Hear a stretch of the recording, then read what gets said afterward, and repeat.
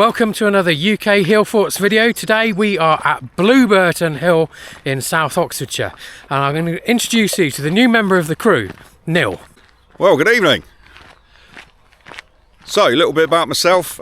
First crossed horns with Hedley 2, possibly 3 years ago through love of photography, mainly me looking at his.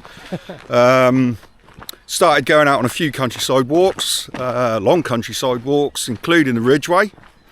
That kind of led to hiking in the mountains, which is fantastic, and progressed on to wild camping together, which is phenomenal. My main interest, as to how I got into this malarkey, is ancient stone bothering.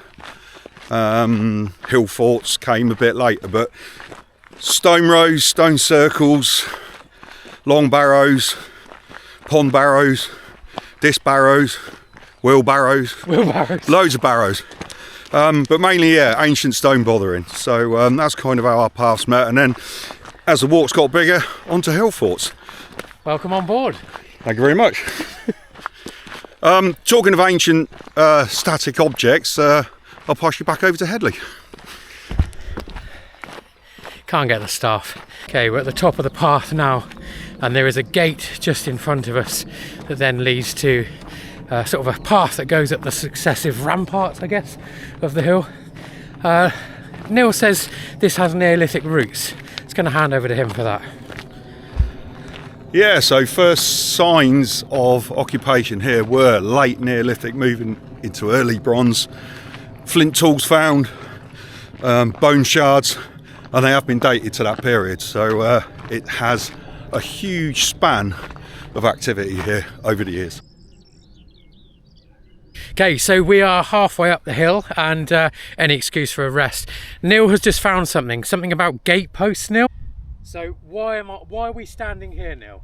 So we are now standing in the exact spot of the two gateposts that marked the entrance to the Iron Age hill fort. So earlier I mentioned that we were started off with Neolithic. We've now moved into that area of, or age of time, and that's exactly where we are now. So where we are,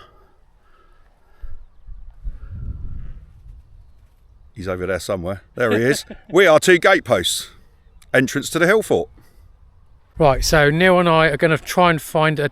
What is it we're finding? A spot about a dog or something? And a horse. And a horse. Have you got a map on you? No. Here's one. Thank you very much. Who's she?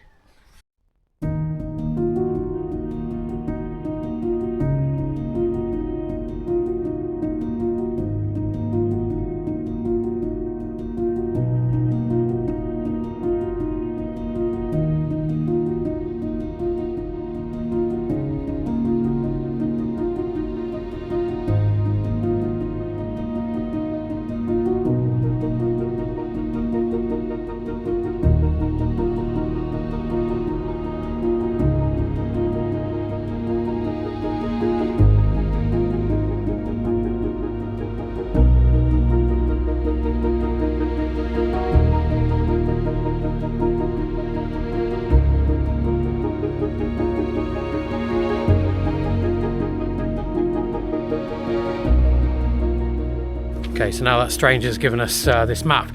We're going to go up and have a look down and see if we can find this special spot where I believe a horse and a dog were excavated, right now? Correct. Right, okay, so let's get up here and have a look down. Well, I think we found the spot we're looking for. This map, although it kind of shows where to come, it doesn't show... let me find that stranger again. Oh, excuse me, here's your map back. Who is this now? No idea. So we now have a map of the actual excavation. I'm going to hand you over to Neil to have a look at this. So, been given the map by our mystery map provider.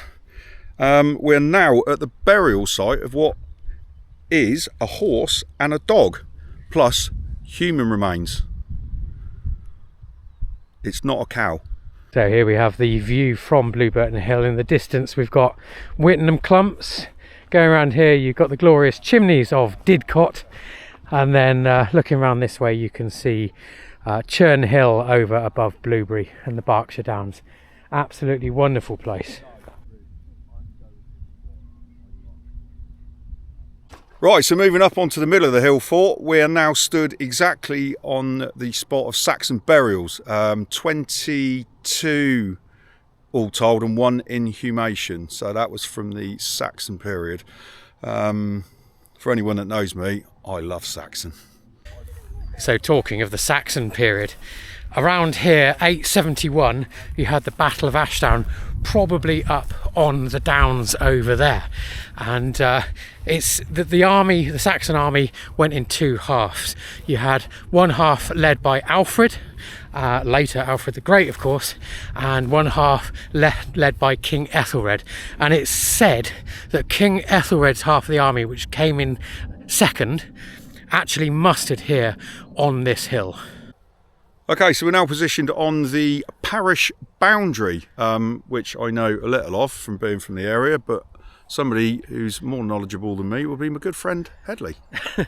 Well, yeah, so being on this, as Neil said, this is the parish boundary between the Astons to the east and to the west, the Blewbury Massif.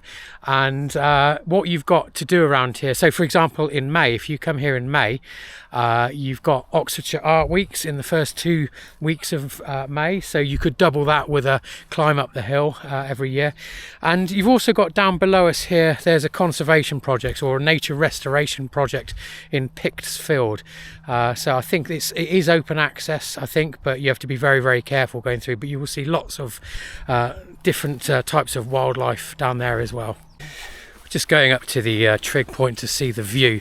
As I said earlier, there's a fantastic view across to Whitnam Clumps, which is a really good idea of a place to visit. If you're down this area, you could visit here and Whitnam Clumps in one day. Absolutely wonderful. Sun's starting to go down, so Neil and I are just going to go down and walk along the ramparts and see what we've got over this side.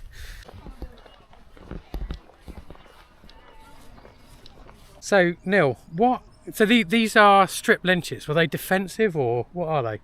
To start with, no. I don't think they probably were at all, to be fair. They were introduced later in the medieval period for agricultural purposes, growth, food, replenishing the stocks. So no, didn't serve any defensive purposes. Interesting, so they are just agricultural then.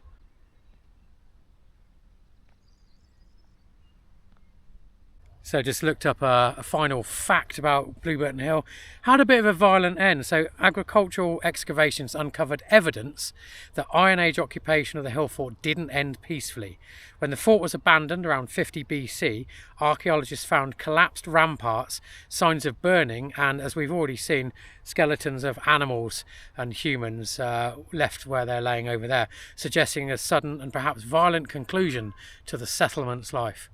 So I think that's probably it from Blewburton Hill in South Oxfordshire. It's been a lovely evening. We're going to sit here, look at the sunset. I think it's sort of good night from him. It's good night from me. We need to practice our endings.